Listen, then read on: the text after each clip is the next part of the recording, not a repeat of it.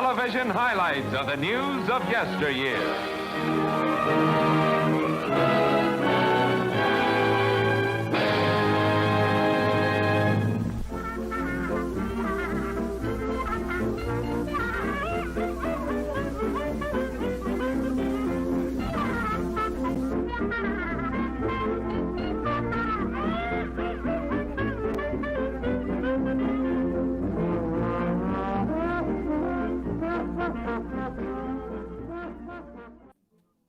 Good evening and welcome to Midnight's Edge After Dark, and I'm Tom Connors. It is Christmas Day, that is, Christmas evening, whatever you want to call it. Or if you don't celebrate, it's just another day. Joining us is a Canadian, though. His name is Paul. How are you doing? Hey, hold on. I gotta. Yeah, I hear it. I gotta stop the real feed. Oh, where the hell that's coming from? Wait, that's me. That's me.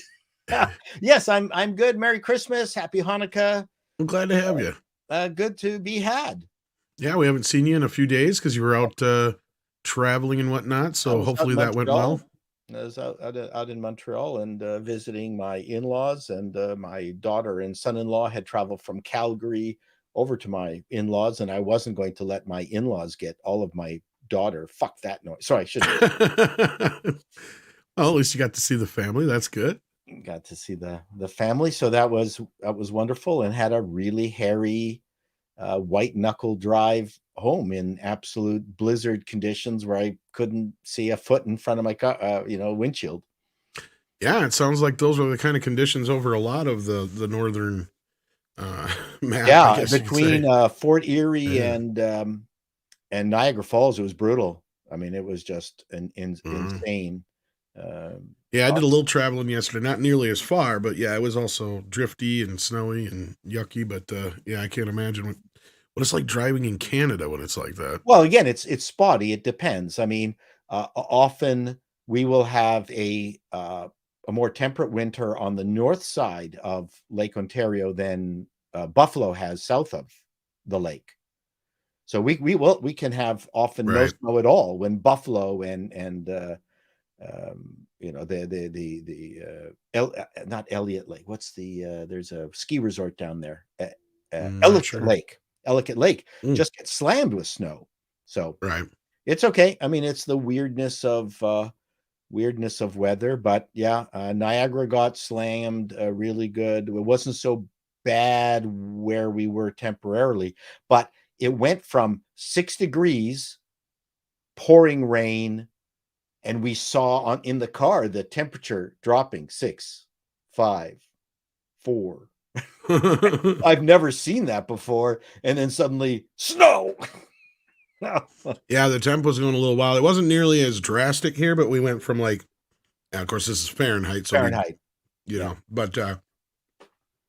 from 5 down to -5. It kept bouncing around between there. Yeah. Well, right now it's 8. 36. Your freezing in Fahrenheit is 36 degrees. We're 0. And so we went to -12. Again, I don't know how it scales, but it was. I think it's 32 degrees actually, but yeah, it's something 32 degrees. You guys, it's 0 is your freezing. Yeah, 0 is freezing, not 32. Which makes more sense. That's one of the only things in the metric system where, as an American, I'm like, that one actually makes kind of more sense. Auto tools, metric, SAE is horrible on mechanical things. But the thing is 90 degrees sounds a lot more like it feels than 60, whatever it is that it would be in. But to know that you've got a 10 millimeter wrench over 3/4 inch is just better. Yeah, that's just better. However, pounds, I still prefer pounds and ounces. Yeah, I mean, some of it, to be honest, no, you're right. Most of it, it makes sense. I don't know why we were so resistant to it. Because they actually taught us in school.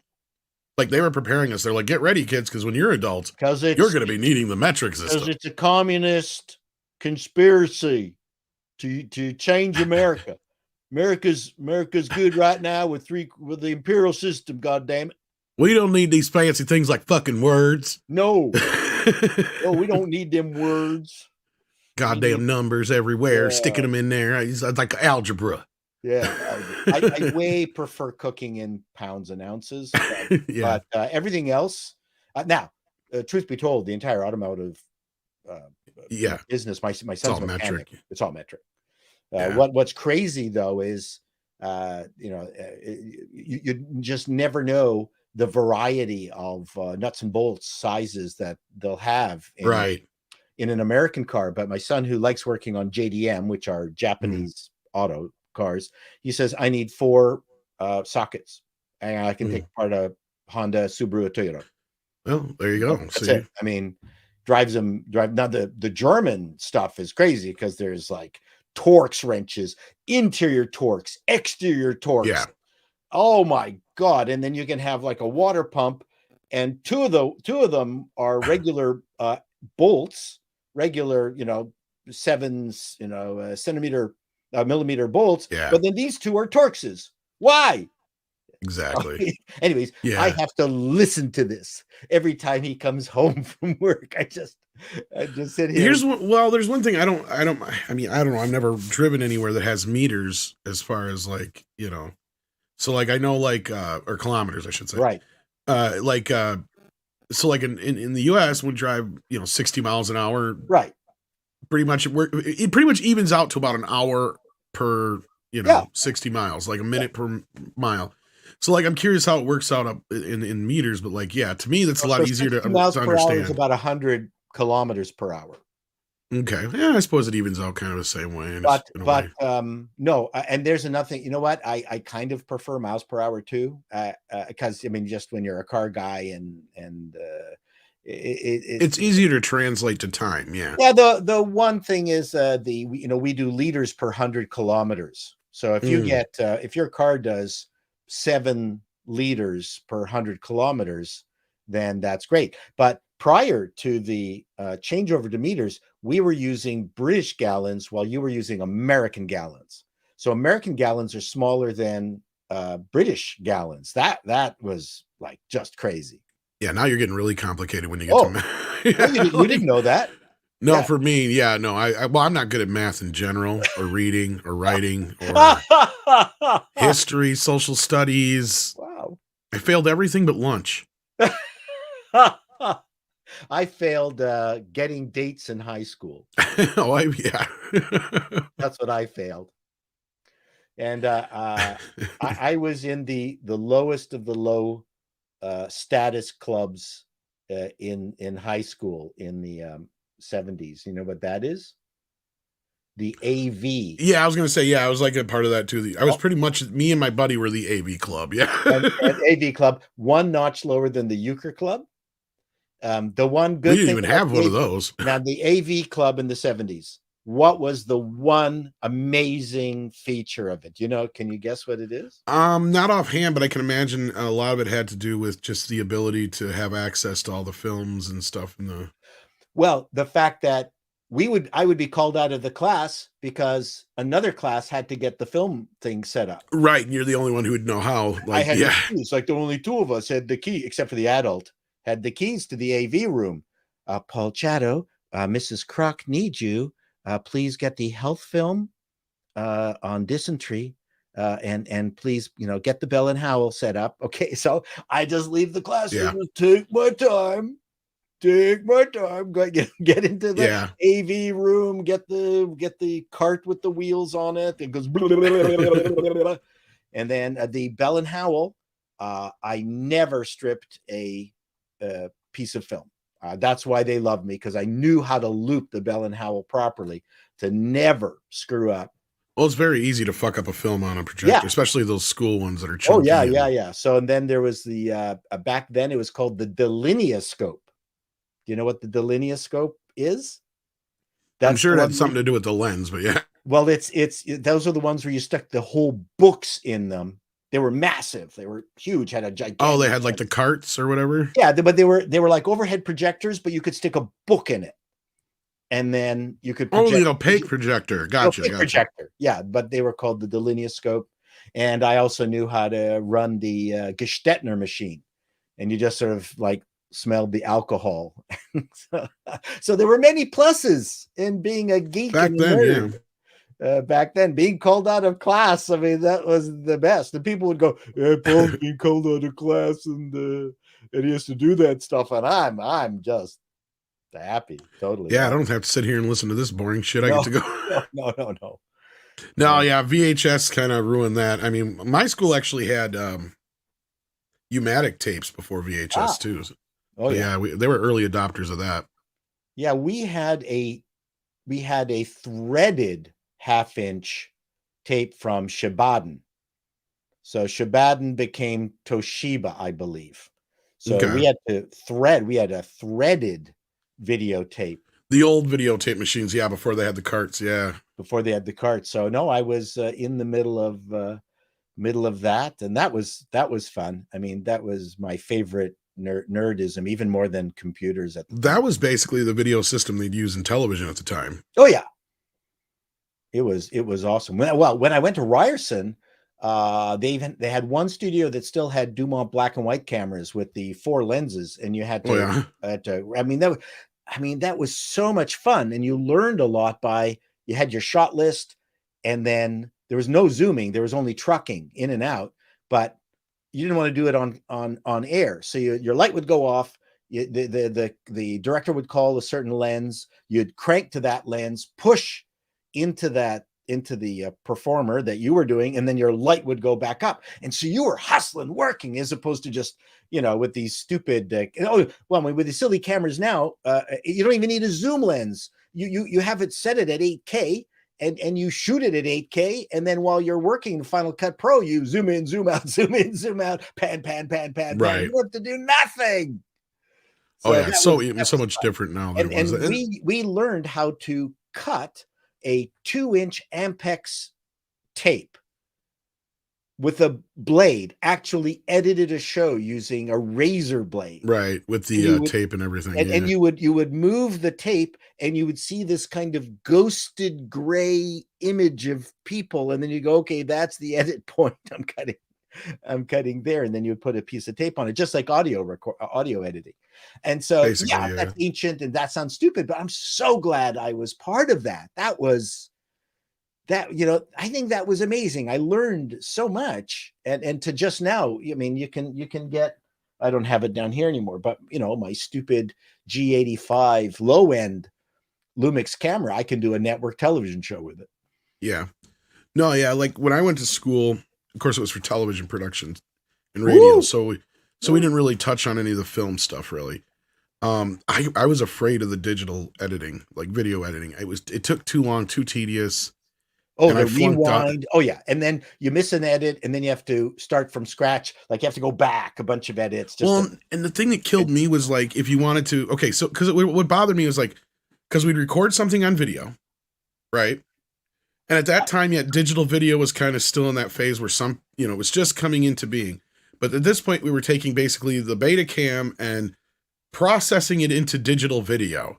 And to me, that whole thing took so long. It was so much nonsense that I'm like, I can do this by hand before that thing even gets processed by the machine. So like I would, if you're talking like linear editing, I was right there figuring it out real quick. Now, digital on the audio side of things is a little bit different, but because by then we were starting to get more into it. But yeah. Okay, I'm going to show all you people. What do you mean, you people? There is a 50-year-old Sony. Oh wow. 3/4-inch deck used. I edited it on for a cable television. There you go.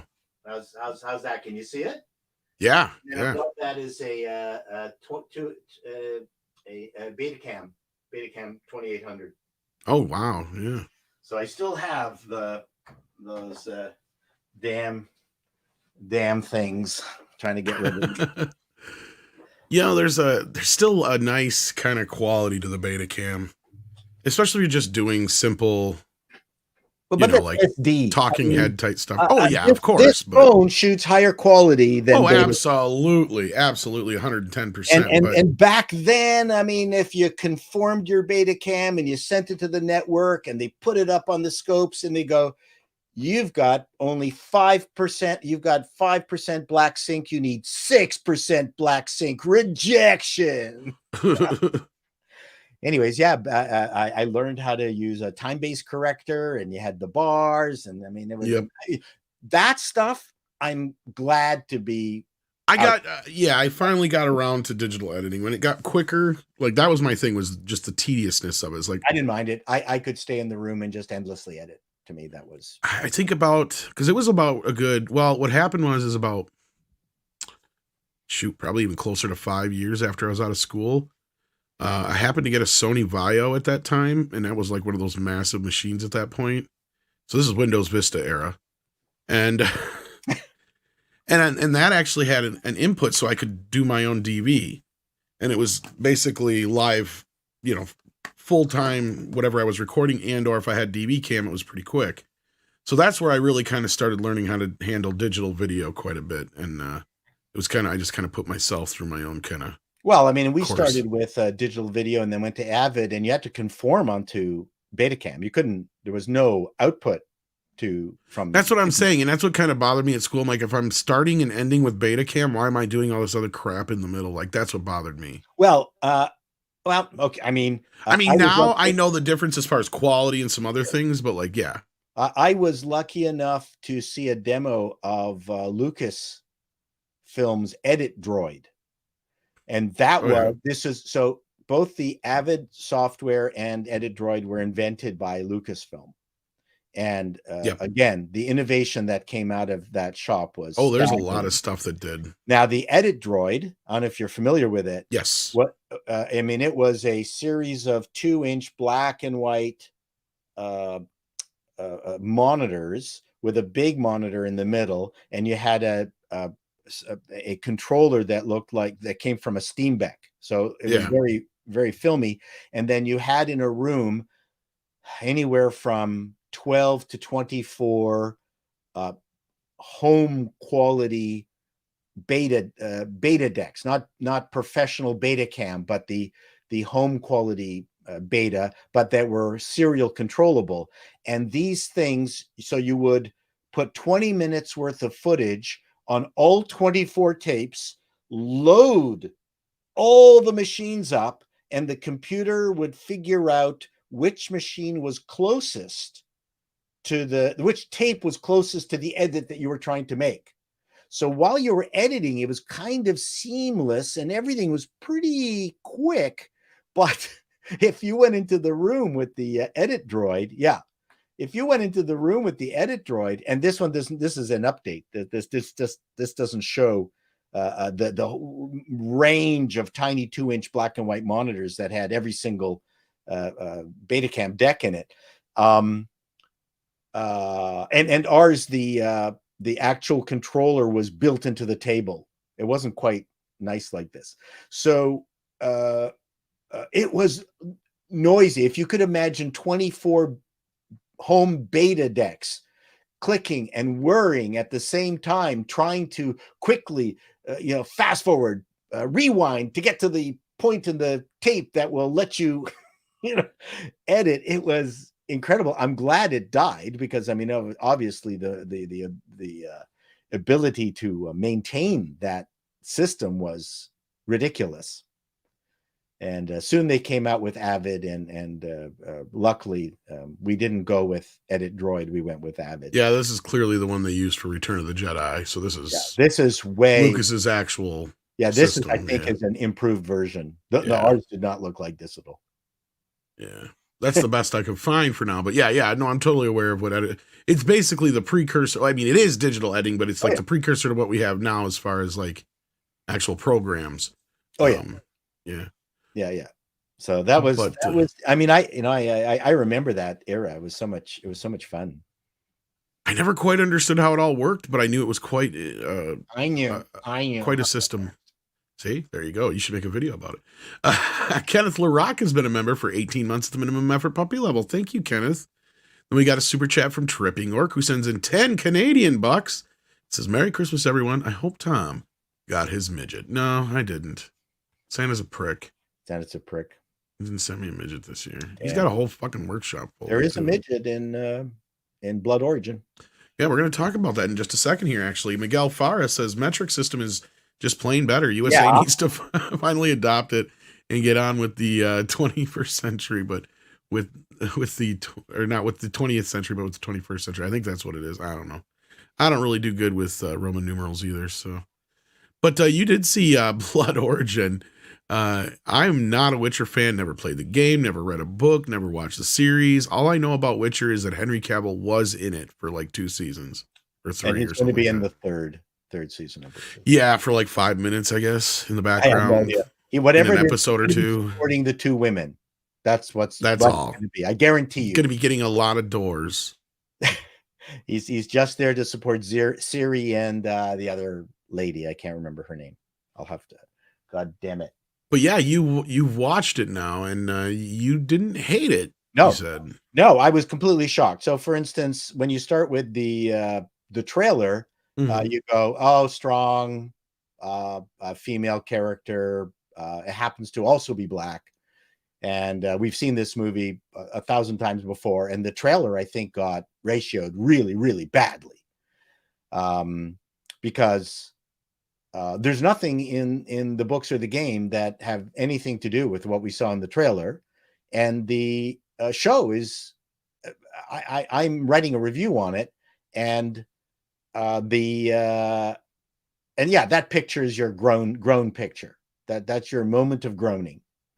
Well, looking at this, there's nothing about this that tells me it's Witcher, but then again, I'm not a fan, so I wouldn't my point wouldn't be able to pick it out. Yeah. This is as much Witcher as Edge of Darkness, Edge of whatever is National Treasure. So both of these shows, whatever it was, Edge of whatever they called it, it is not National Treasure. Ignore that. You're talking about the Disney Plus series. Yeah. It's actually a very good show. And I'll qualify what my standards are for very good. And this Blood Origin is not Witcher at all. They've borrowed some aspects to the lore, but forget it. It is not Witcher. Ironically, it is actually better than season 2 of The Witcher just as a show. So if I had to pick 2 shows to watch, so far after watching 3 episodes, I would pick Blood Origin over Witcher season 2, just as a show, as a fantasy show. That's my honest appraisal. And there are so many good writing moments in it that I was very, very impressed. There's fantastic, what I call loading the gun. I mean, that's an old, when you see the gun, you've loaded the gun, you need to shoot it. And the writer has done a really good job of creating an expectation, showing what's going on, and actually closing that circle really quickly. That is a very different style of writing that I didn't expect. So they show the loaded gun, and then it resolves itself often in the same scene, which, as opposed to, the mystery box of the mystery sword, the broken hilt from I keep saying Prisoners of Gravity, Rings of Power. Yeah. So you saw the hilt of the sword and you're going, okay, how long do we wait for that to resolve? So Rings of Power we've already documented, it is the worst writing I can imagine. This show is really, Blood Origin is very professionally written. Mm-hmm. It's well done, has the proper moments. The cast is actually very charismatic.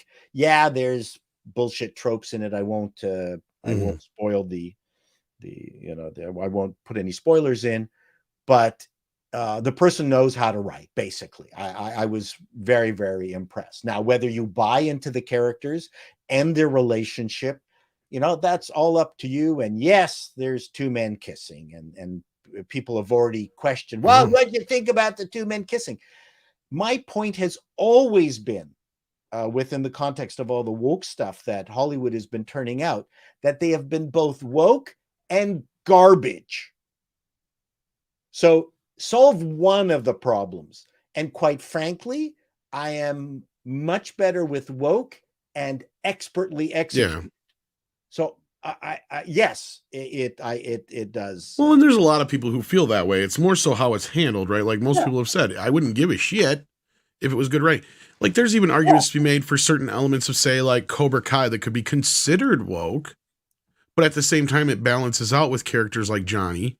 And you also, it's not in your face, and it's not like stopping the story, right? Like Star Trek Discovery had that problem all the time.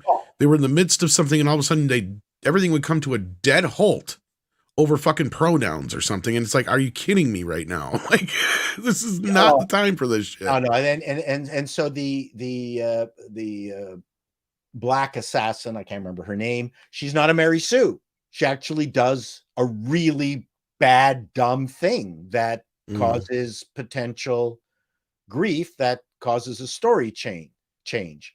I went, okay, I'm okay with that. She's actually very good. She's really quite good. There's a moment where she goes toe to toe with the guy who is muscled like a brick shit house, and he's kicks his ass, 100 pounds, and they go pounding each other. I'm going, no, like if she had kung fu skills or whatever. I mean, the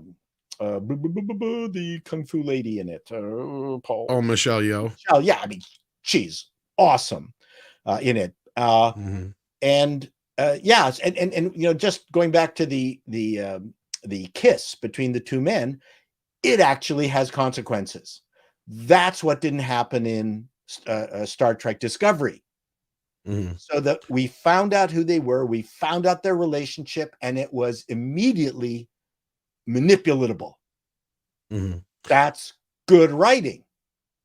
You might not have liked the two men kissing, but it was. I don't have a problem with that as long as it feels natural to the story. That's my whole thing.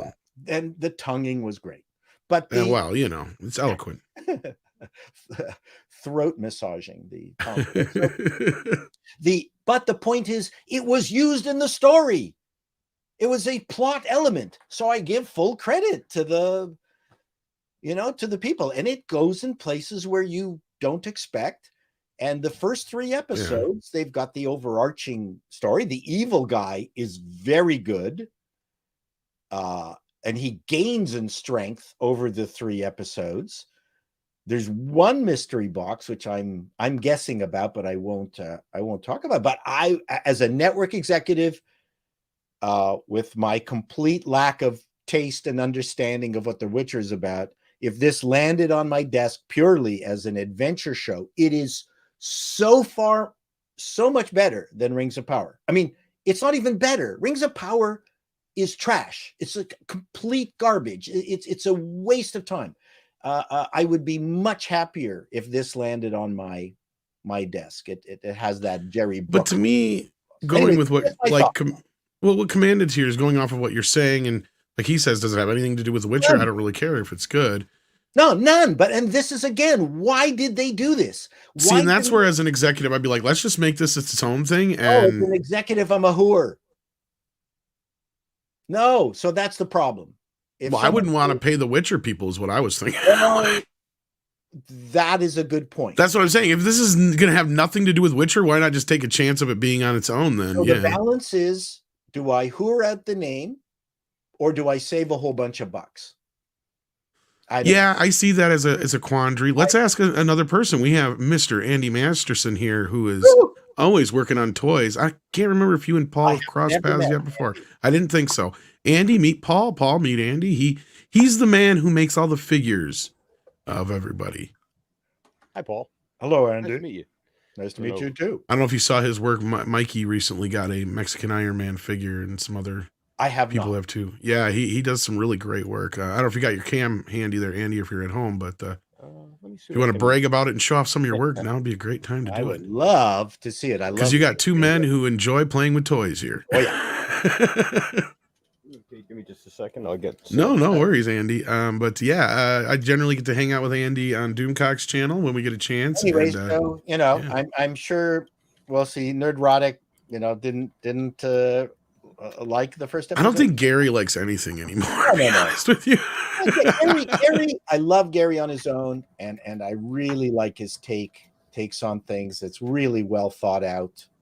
and considered. So I don't have any issues, but I mean, I'm allowed to disagree, but I'm not going in there. I think he grew up a crust over his I'm not muscle. going to hate it because it's not The Witcher. I'm going to complain about the fact that they've usurped the name and has nothing to do with it. And National Treasure too. The third episode is great. So again, it should not have been called National Treasure. The lead is hot. I like that. The other cast members are suitably unique, which is what the woke producers and writers can't do. Is they create this woke landscape and everyone kind of feels the same. Whereas, the National Treasure, every character is unique, like hard unique. And same with this. And, we meet up with the dwarf who's just a hoot in Blood Origin. So far, I mean, I haven't seen all the shows. So far, it moves. And so far, none of the guys have been treated like idiots, which I think that's a rarity. Yeah. This to me, what's her name? Hissrich,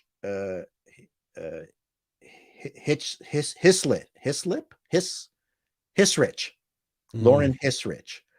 I got the feeling that she licensed the property, obviously, because she has control over it. But this is the Witcher she wanted, not the one with Cavill. It just sounds kind of like it, and if that's the case, okay. But then why make it Witcher? She doesn't like working on the Cavill Witcher. It's nothing like it turned out to be the way she wanted it. This Blood Origin is the version that she wished she had done. is what it feels like. It's well done. I get what you're saying. To me, the whole thing kind of just makes me scratch my head going, well, then why didn't you just?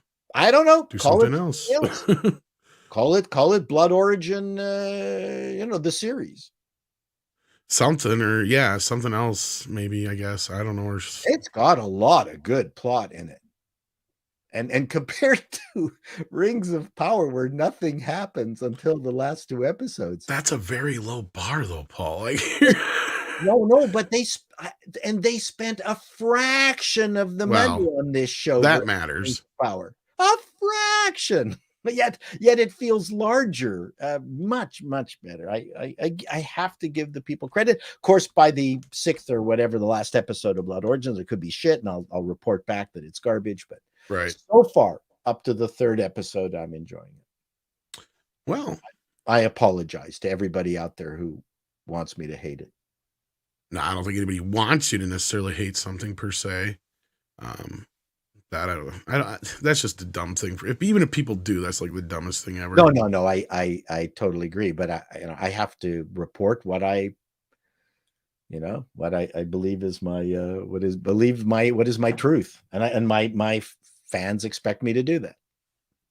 And I figured Andy was having some technical difficulties, and here he is back. There's the man himself.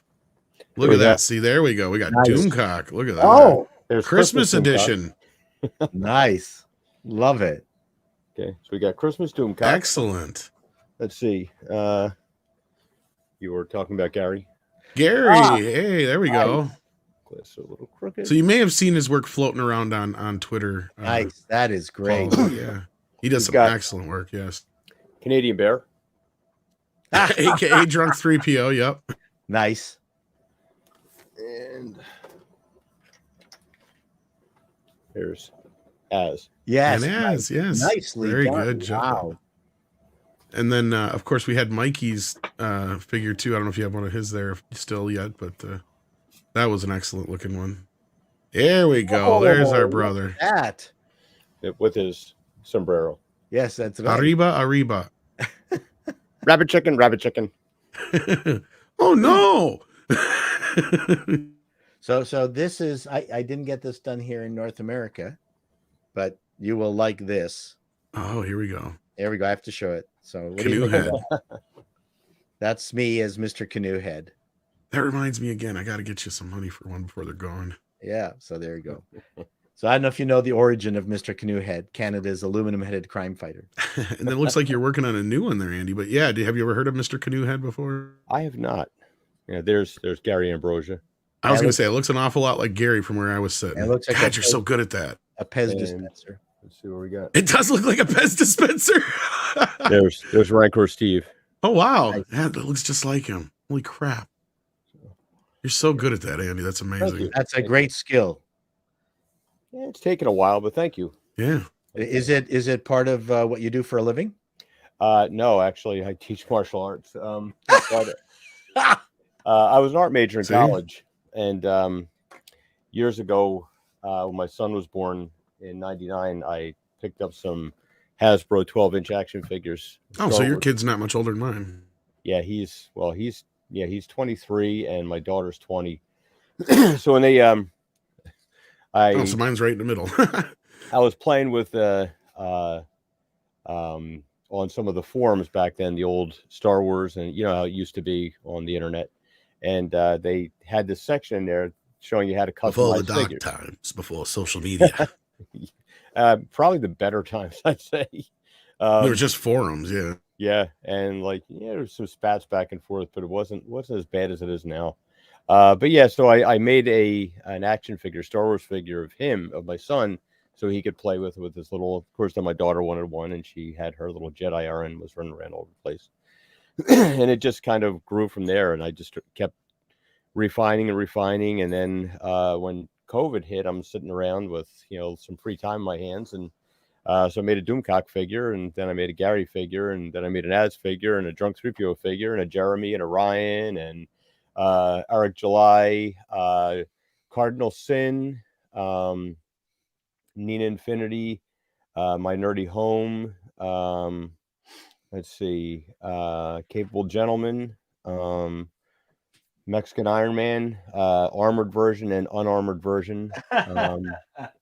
Yeah, so I think I've got ribbed for her pleasure. 20 of these things so far. That's the version of Mexican Iron Man I got stuck with. I'll have to make him with his window repelling kit. Yeah. In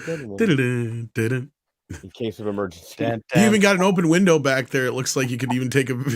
Oh yeah, I had him hanging in the window the one day. It was pretty funny. So when they Loki's channel was had this thing on there where they put the or it was the comics division. One of them they had him where he was falling out of the window. So I was like, real quick, I stuck him in the window and took pictures of it from down below. I'm like, look, we've got evidence.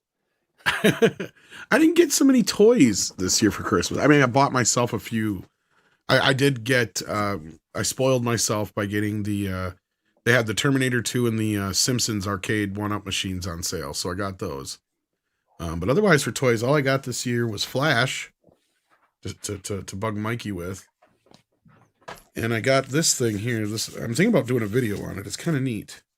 Do you guys remember these? I know Paul probably will remember this. The old Game & Watches from Nintendo. Oh, Nintendo. Yeah. Well, they put out some new ones. This has the full game of Mario Brothers on it. The Lost Levels, or Super Mario 2 as it was known over in Japan. And the old Juggle game from Nintendo and stuff. So, yeah, they got a Zelda version of it out too. So, yeah, I might do a video on that. I don't know. And I got myself a nice little YouTuber studio for Christmas too. Well, toys these days they're just for adult collectors because kids just don't play with toys anymore. I did get my kid one of these Game & Watches thing. He liked it, but he wasn't nearly as enthralled with it as I was. Back then, I remember when they first they had the first miniature cameras, and I had a watch that could actually take pictures. Of course, it was so grainy and pixelated; it was terrible, but it was something. It was like, wow, this is so cool. Now, and a couple of years later, we have these super resolution cameras that are on cell phones. It's amazing. Yeah. Gary Ambrose is showing this thing to me. Like, they have these little monitors you can actually put inside your Lego kits, and they actually work. Oh yeah! Wow. Like, they're about like that tiny. It's like, holy crap. I spent my youth doing caricatures. Oh wow, that's me. There you go. There you go. So that I used to do thousands of these. Speaking of caricatures, we got Lisa McCracken, who's been here for 5 months. Thank you so much. And then Grant is in the house. How you doing, Grant? Hey, He wants me to do this in epic trailer voice. After being struck by lightning while carrying a canoe, man. Sorry, I'm going to start over. After being struck by lightning while carrying a canoe, a man has the canoe welded to his head. Use this unusual head as a superpower to become a crime fighter. That is correct. Someone asked if Rick Green and I came up with Canoe Head, and no, Dan Redican came up with Canoe Head. But then he actually wrote an entire sketch about an insurance adjuster who becomes Mr. Canoe Head, and we hated the entire sketch, but we kept the title, and we turned Mr. Canoe Head, the title, into the Mr. Canoe Head sketches that became famous up here in Canada. We need to fan fund a Canoe Head Man movie, and so that's how that was the origin of Mr. Canoe Head. Mr. Canoe Head, the movie. We need to do this. Get it done with. Great. I'm all for it. You think Sam Raimi's busy? Well, I think he can do a good job with it. The only remaining unlicensed superhero in the world. That's a good point. He's putting it out there, kids. I'm putting it out there. But what is his real name? His real name was Wally, I believe. No, hold on. God, the father in Leave It to Beaver. What was his name? Oh, Ward. His name is Ward. So that's how we got the name. So he was an insurance adjuster, and then he got the canoe welded to his head, but he still had to go to work. So every time he went into the cubicle, he couldn't move because he would be stuck in the cubicle. No one would recognize him because he wore glasses. You know what's funny there, Andy, is I was just a half a second behind you because I'm doing the line in my head. Last night you were a little hard on the beef. Yeah, that joke is probably more familiar to people than the actual show anymore. No kidding. Hey, Rhino. I was explaining to people there's a disconnect in a generation gap, a small one with Leave It to Beaver. Because there was a couple of these guys I was explaining to. I don't know, you guys might be aware of it.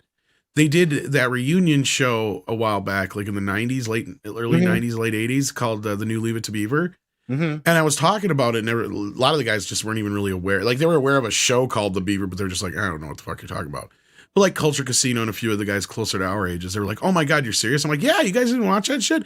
I'm not only that, the TV movie that kicked it off was weird as fuck. It was dark and weird because Beaver gets left by his wife and all this shit, and it's just, I can't remember. Does she die or does she leave him? I can't remember which. It just gets really fucking dark, and Corey Feldman was this kid in the TV movie, and it didn't have the same tone as when they got to the show. The show did it a little better, but I watched it one night on YouTube. I'm oh my God, this is horrible.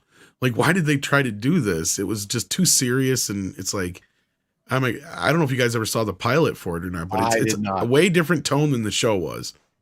I'm going to talk about a disconnect. A couple of weeks ago, yeah, I was going to the movies with my son, and I have a couple of younger people that were in my class, and I mentioned, we'll be going to the movies tomorrow night to see the 40th anniversary of Conan on the big screen. Nice.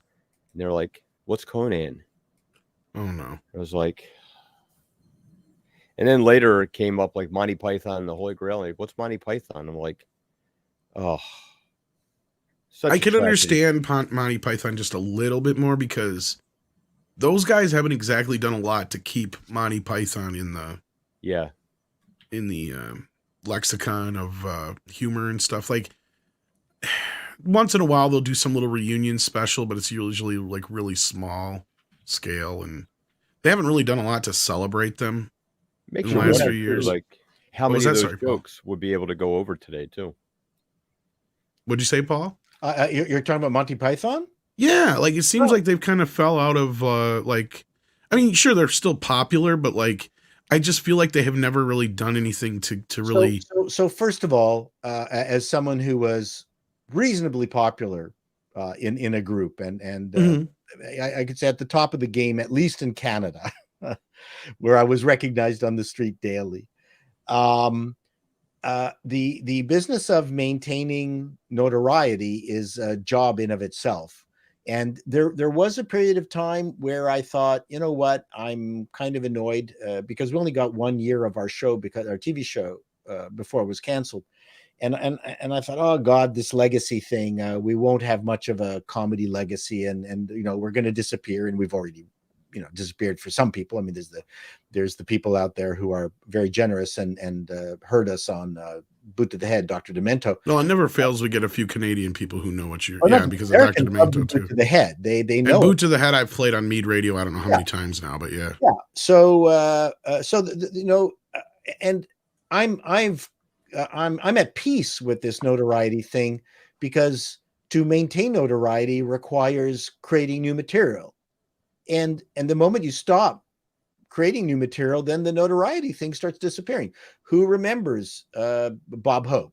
Who remembers Jack Benny? I mean, these people have a huge library of stuff. That's true, but how repackageable is some of it? That's, I guess, But even then, it starts fading. Like, you know, Monty Python was not as popular in the United States as you think. I mean, you have a vast country, you have 300 million people, and they were on PBS. And oh no, their popularity here probably was bigger with the movies eventually and stuff. Yeah, they like kind of leaked into the culture. Yes. So I would say they were, you know, better known. Not that they didn't have a following, not that they could, you know, they could go to the you know, the theater in the outdoor theater in Los Angeles and fill it. Yeah. But they're not as notorious as sometimes, you know, those of us who are huge fans of Monty Python. I mean, oh yeah, they got a corner in the nerd culture, as I was just talking about with Dearest in the chat. But like overall, like pop culture wise, when I was a kid compared to now, like I mean, Monty Python, everybody knew who they were then, right? But like now, like it's a little more difficult to get somebody to know. Making anything new, it doesn't, you know. I will say you're right, Paul. And any other time in history, but we've reached a point now where I feel like a lot of the repackaged stuff is more popular, and there's proof to it, is more popular than a lot of the newer stuff, especially when it comes to music and some movies and television and some other things, because a lot of these kids are discovering, you know, every day older music, and you know, 9 times out of 10 you can go to the charts and it's usually older music. The most fun aspects of comedy in the 60s and 70s were the albums of the stand-ups and the comedians. We've lost that. Not only have we lost that, I actually witnessed the moment where people could not sustain interest past 2-3 minutes of listening to an album, and then they're off talking, doing something. Whereas I remember we would bring a Bob Newhart album home, and we'd get the guys together, and we would listen to both sides. Oh God, I've heard Bill Cosby's himself. I don't know how many fucking times. Just the audio version. Russell, my brother, whom I slept with. How many times have I listened to that album? I mean, it was just extraordinary, and the ability to appreciate album comedy really, the change where it's no longer appreciated, I think, had a sea change in comedy. Yeah, and that's what I loved going to my cousins, because they'd have all the George Carlin and Richard Pryor albums. Oh, yeah. So we'd sit there and listen to those and stuff, and they were the ones also who introduced me, like Eddie Murphy and stuff like that. I know you're not a big fan, but like George Carlin, although Dave Chappelle is doing. He has never really had an album though. See, he was the one that first time I remember not having an album of his stand-up, because Killing Them Softly. Yeah, but he's got Netflix specials. Yeah, I know, but Killing Him Softly was the one he did in the, was it late 90s, early 2000s? That's only got a video release of it. But you know what? You don't watch the TV special. I mean, again, I don't know what it was about those comedy albums where we would get together, listen to Matching Tie and Handkerchief over and over again. Now, that goddamn album, I didn't know was double grooved on the second side. And I always wondered, why is there only like 8-10 minutes worth of material on the second side? Oh. Whereas then one day I put the needle on the second side and it was completely different. And we're all looking at each other going, that's not the second side. How did you do? What's happening with this? Well, Monty Python double grooved the second side. And depending on what your luck was with putting the needle down, you got one 10 minutes or the other 10 minutes. I mean, that was just brilliant. That was meta. That was meta comedy because they used the recording process as part of the joke. To me, that was just the kind of genius we're not getting anymore. Well, and that's why I brought up Dave Chappelle, because he was kind of the last ones in that era. I mean, Chris Rock had albums. I do remember. I do have a few of his albums. I don't have any of that. But like Chappelle, like with Killing Him Softly, I made a cassette and a CD off of that movie because the video, because they didn't have an album, and I used to share it with my friends that way. And we loved like a lot of those bits on because to me, Killing Him Softly was like, that's Dave Chappelle's like, you know, big, huge debut album or whatever you want to call it, the equivalent of. And it kind of got lost in obscurity now, but I mean, because he's done God knows how many since then. Oh, but but it's no comedy is. I think stand-up comedy is not as much fun without the album culture. It isn't. Well, and they used to be treated kind of like. I mean, it was kind of like you know, you had your equivalent of like your favorite band's albums. Oh yeah.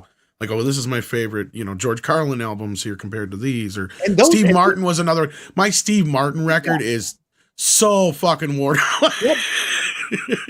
And they were huge sellers. I think maybe Steve Martin was the biggest seller. He had the multi-platinum. Oh, Wild and Crazy Guy was a huge seller. I got that on CD and Cheech and Chong. I've got all theirs on both. Yeah. Fantastic. I mean, this was. I don't have Dick Gregory on records, but I did watch him. I did go see him live. That was amazing. The LP. Cheech and Chong are the only comedians I've ever got to see live, sadly. I've seen hundreds. I mean, to me, it was and not that I came like this close to seeing Gallagher. That's like I saw Gallagher. Because he came close by, and I guess he said he'd never do that theater again because of some shit that happened. So, yeah, Pumpkin Seeds got stuck in the rafters. Back then, the LP was the cutting edge of technology. So it was, you know, we were so used to seeing things go from like the 8-track to the, you know, the 45s, the 33s, the LPs, and all that. And then we would jump on these things, and then video came along. And you had back in the 80s, you had that golden age where you had all the, you know, you had the Eddie Murphys and you had Andrew Dice Clay. Shit, even Howie Mandel was pretty good for the 80s and 90s. Yeah. And people got used to, like, we would sit down at parties, we would have parties, and somebody would put on the album.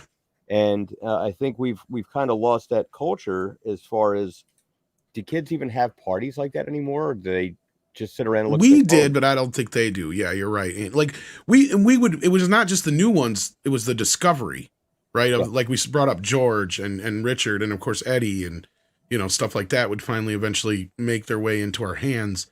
And it wasn't like, you know, even Howie Mandel, when we would discover, oh, speaking of, you know, we knew him from like some of his more kid-friendly television work. And then you discover his past output and you're like, oh shit. It's way different. Isn't he a fellow Canadian too? Yes. And the thing is, you got the Blue albums like Red Fox and Mom's Mabley that were unbelievably filthy. And the only way you could hear their really, really blue stuff was on LP. Buddy Hackett. There's a filthy comic. Man, he was funny. But and you had Firesign Theatre. That was basically radio that was transferred to their. Now, didn't that start out of Wisconsin? I don't know where. I'm trying to remember where it finds. Maybe it was Florida. I can't remember. They were heroes. You know, don't crush that dwarf. Hand me the pliers. Yeah. I mean, and here's our. This is That's awesome. A Frantic's boot to the head. The stupid. If you have any of your other stuff, you should send it to me, man. Because I totally only have boot to the head because of. Well, this is the boot to the head album. This is. I just have the song in the skit. Well, I mean, you know, I've got it in. I mean, this is available on Apple Music. Oh, is it? I don't do Apple. I have a song on there, but I don't. And this is our very first album. Oh wow! So, yeah, so this is I love this era. This was so much fun, and you know, it's gone. We're now just old men complaining. Well, comedians were so much more just mainstream back then. I mean, look at the Dean Martin roasts. Oh, They were filled with comedians and good ones. They had oh yeah, witty. And that was the thing. All the competition, they had to be sharp. Oh yeah. Especially when you're going up against guys like Don Rickles and shit. Hell yeah. But this was also that was also a different era where performers never went on Carson unprepared. So Carson, because that would be death. Like the stupid shows that we have now where the actors just go on and blather. That would never go with Carson. So Carson knew what lines to feed the actor or the stand-up to get them into that routine. And he was just a pro at it. And, the job of the guest was to entertain the audience, not to, Are you saying Amy Schumer isn't a comical genius? Let me think about that. My vagina. Amy Schumer is on the list of comedians who want to change the writing room. Oh, that's right. You were bringing that up before the show. Let's talk a little about that. Have you heard about this, Andy? Of course, this is to me the doubling down during the final read, but explain what's going on here, Paul. So what happened is, I'm going to just read the thing. John Oliver, Amy Schumer, other comedians signed pledge to commit to improving diversity. Are they going to include someone who's actually funny? Well, okay, there's that.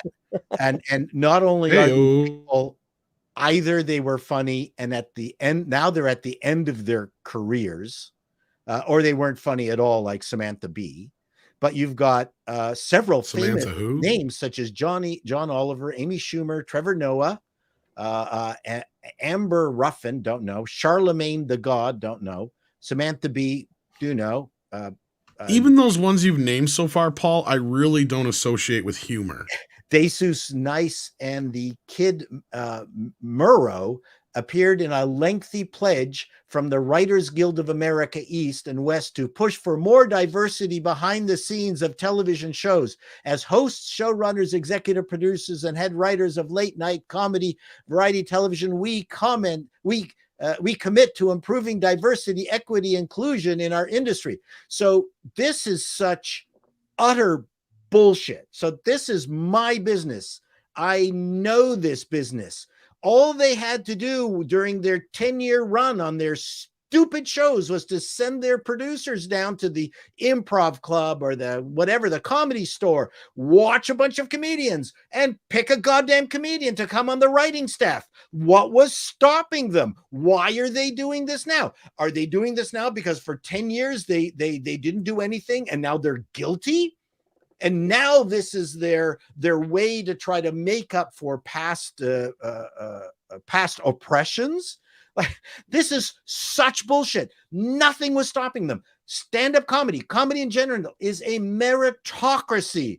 You either make people laugh or you don't. Pretty much. No color barrier. This is such utter nonsense that I have no words. Go to the goddamn comedy club.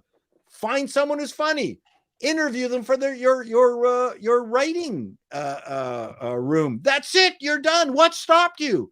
What stopped you from going down? Oh, not enough diversity. What are the three most popular comics over the last, 50 years? Richard Pryor, Bill Cosby, Eddie Murphy. Eddie Murphy, Dave Chappelle. Okay, Chris Rock. What do they have in common? I'll leave you to figure that out. The problem is that stand-up comedy, as opposed to blues is a black creation, whereas stand-up comedy is a white Jewish creation. So True. The thing is, it is naturally white. It is and naturally Jewish, although Harvard and all that changed that with the Simpsons and stuff like that. So if all surveys of black kids, what do they want to do? They want to get into sports. White Jewish kids, what do they want to do? They want to own sports franchises. Sorry, that's my little Jewish racist joke there. I am a Jew. I can say shit like that. So thank you very much. So the point is, Richard Pryor, Bill Cosby, I will guarantee you that they influenced more white kids to get into comedy than black kids because they were genius. Oh, yeah. This is the dumbest, stupidest thing. Nothing stopped them over their last 10 years of bullshit to hire people of diversity. Why didn't they do it? I don't know. Now they're kvetching about it. This is absolute nonsense. Honestly, I think you hit the nail on the head when you said they're making up for the fact that they haven't been. Yeah, more so. But I don't think here's the thing is I don't think they're realizing it's no fault of their own, right? I mean, just go to your, like you just said, Paul, go to your average comedy club. I'm willing to bet that in an average night, you're only going to see out of maybe, let's say 10 comedians.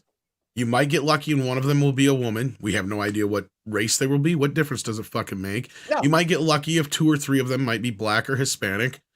What difference does it fucking make? Yes, it's a very prominently white or Jewish driven business. At least it used to be. But like, you're right. As we got through the 70s into the 80s and 90s, a lot of the bigger comedians, unless you're counting, what's his face with the puppets? Christ, I always forget his name. Not Waylon Flowers. No. The newer guy with Dunham. Jeff Dunham. Jeff Dunham. He's actually the biggest comedian right now. Like for the last 10 years, he's sold more tickets than any comedian. Before that, believe it or not, it was Jeff Foxworthy. Yeah, and the cable guy was huge. And Seinfeld was one of those that could also command huge prices for his tickets for a while. And that's just it. It's just kind of like one of those things. But beyond that, you had, like we said, Richard Pryor, Chris Rock, Eddie Murphy. Well, Louis C.K. is probably your funniest show. One of the white boys, but yeah. And then there's this fat. Then for a hot minute, we had that other one we were talking about. Dane Cook was a big deal for like 2 minutes. The Amy Cook of male comics. Or Amy Schumer. Yes, I agree totally. But yeah, like Alpha put here, like you had all those guys on the blue collar comedy tour that were huge. Like fucking people don't like, what was his Larry the Cable Guy? Of course, like you brought him up. He was in the fucking Cars movie for Pete's sake. 3 or 4 of them.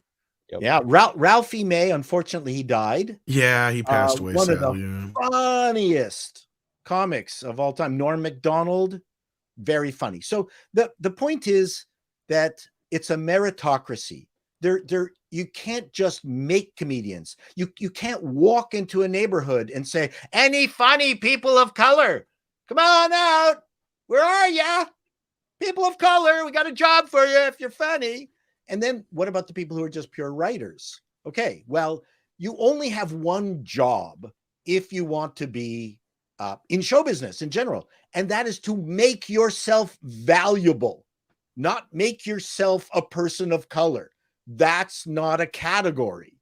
You make yourself valuable to someone else who goes, I can make money off you.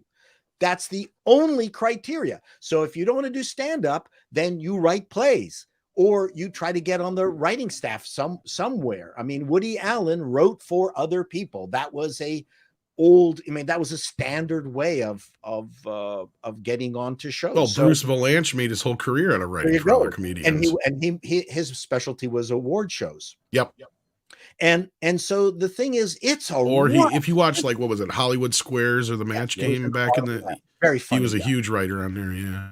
And so the point is, I do not understand the point of this entire exercise except for comedy washing, let's call it. Well, it's really what it feels like. And again, like a lot of the bigger breakthrough comedians in the past, like I said, 3 decades or more, a lot of them have been either women or of color, let's say. I hate saying it that way, but it is. I mean, even if you consider like Fluffy or some of those guys too that come out of the early 2000s or mid 2000s. I mean, I don't understand this bullshit. I mean, I grew up sitting there doing Eddie Murphy bits. Yep. Right. Like, and people knew what I was doing. It wasn't like it was, I don't know. To me, it's dumb. Cheech and Chong. Yeah. Neither of those guys were white. I mean, technically, no. Yeah. No, I mean, it's such nonsense. Nothing stopped John Stewart. No, John.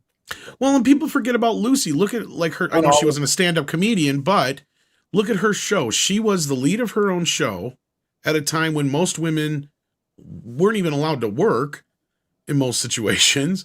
And she also was married to what was Ricky? He was from Puerto Rico, Cuban. wasn't he? I think it was Cuban. That's right. Sorry. Thank you. Cuban. And you know, I mean, I know it was a little taboo at that time, but nobody really made a huge stink about it that I know of looking through history books. I wasn't alive then. I can't say for sure. But just look at that situation where you had somebody who's a lead in a show was a woman.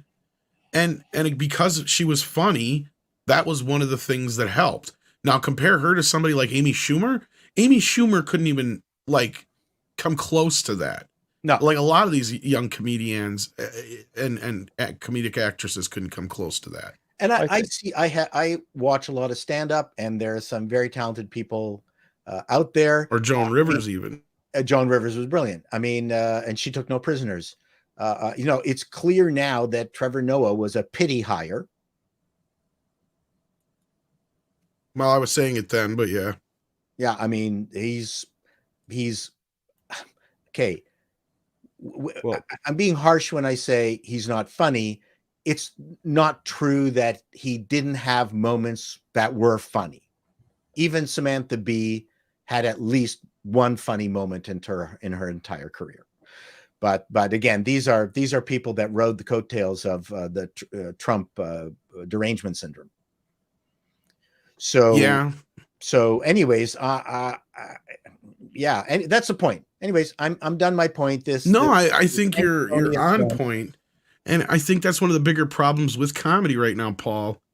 As somebody who is kind of traditionally comes from the, I've always wanted to be a stand-up comedian. I never had the balls to do it.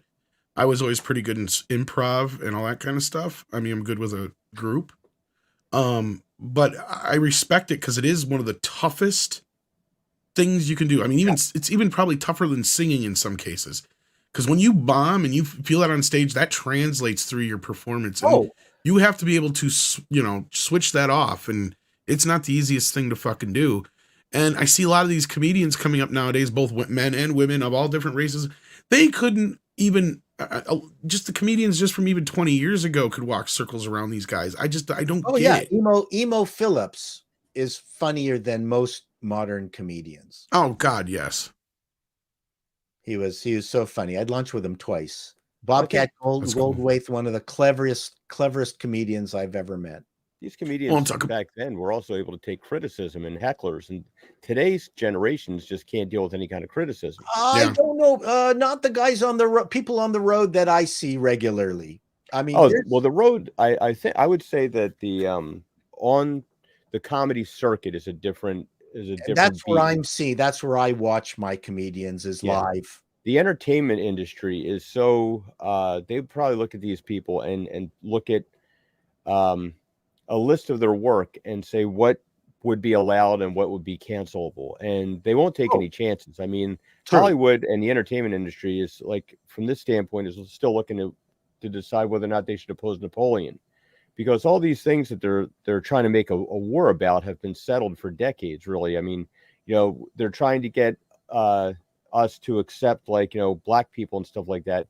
And as Tom pointed out, like every kid in the 80s had Eddie Murphy posters and Michael Jordan posters, and you know, everybody had all this stuff, and we wanted to be these guys and stuff like that. You know, the color of somebody didn't matter. And then, like, you had back in the 70s when it was a big deal when Billy Crystal played the first openly gay character on a sitcom, and it was like, and people started getting used to the idea. And then, like, all right, it wasn't, you know, is there always going to be? Yeah, there's always going to be people that, like, well, people will make fun of somebody for anything, like, and whatever somebody has a perceived weakness at, someone will try to exploit that.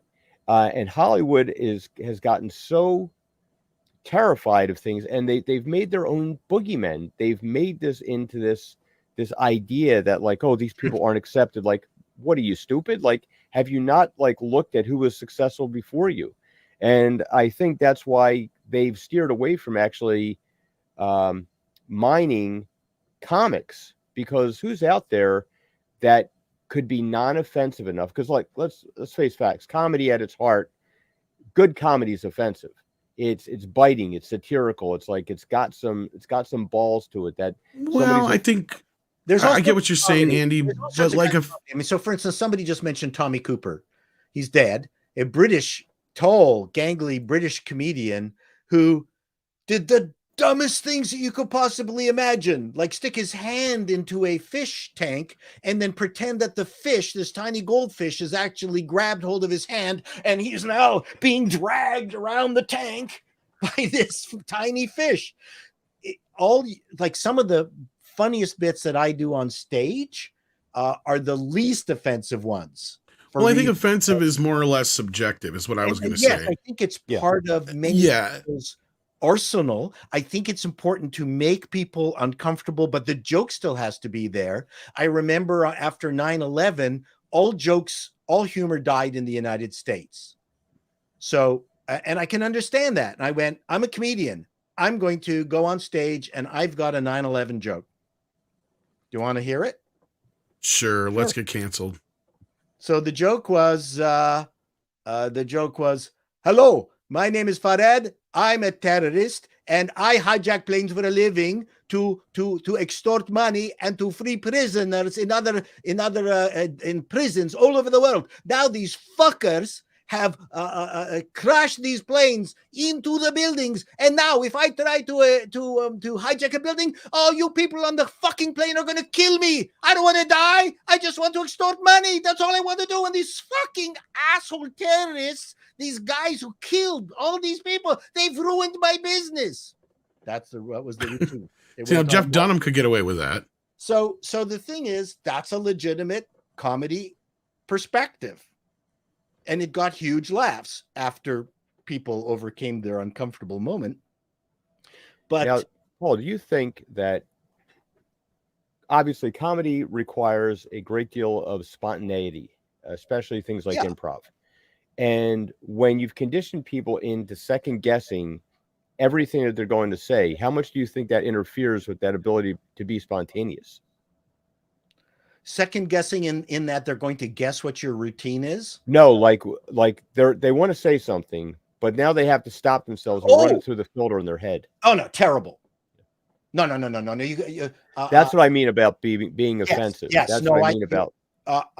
My brain is not always connected to my mouth, and there are times where I go, okay, I went too far, but that's the price. That's a Tuesday for me. That's the price. I mean, again, that's like. If you have to edit and while you're thinking on your feet, wow, Text. I don't know how you can be. Thank you. Oh, yeah, take it that extra step too far. It goes one higher. 9 out of 11. That is very well written. That was a great. You're hired, Tex. You're hired. That was fantastic. That's clever. I don't mind that kind of back and forth, but you're right. I don't see how you can be a comedian. Now you can go out and do a clean act. I've seen Ralphie May do a clean version of it. Yeah.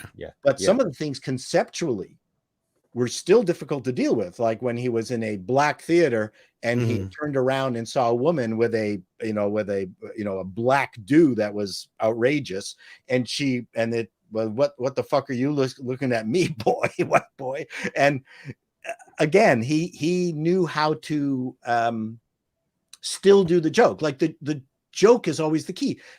There's lots of funny jokes out there that don't have to, rile people up. One of my jokes is I went into, Costco, when you go in there, you buy things in bulk. I went into Costco to buy a large screen television. I left with a 12-pack of 60-inch Samsungs. So that always gets a huge laugh.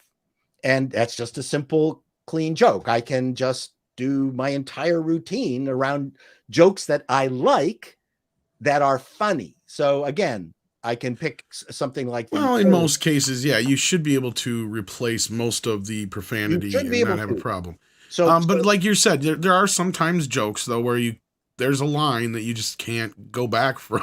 There's just no other real way to do it. I mean, and I'm not talking about obvious ones like the 7 words you can't say on television kind of thing. That's an obvious choice.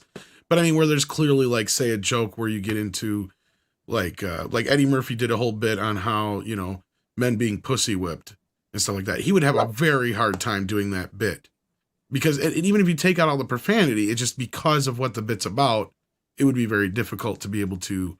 But he's also do it on television on like Carson, but he's still a comedian, whereas Michael, what's his name from Seinfeld, who got Richards, who got caught on stage. It's because he's a funny actor. Right. He's not a comedian. See, and that's where you and I, we've had that discussion. And again, that's where Lucy comes into the picture. Like we've talked about. Yeah. Like she may not be a stand-up comedian, but she is a funny actress. Exactly. And a great writer. And Michael Richards was a brilliantly funny actor that was not a joke killer. There's all sorts of joke killers out there. I've worked with them. It's painful to watch on TV, but it's so much fun to see, the real comedians who can work the audience. I mean, that's an amazing.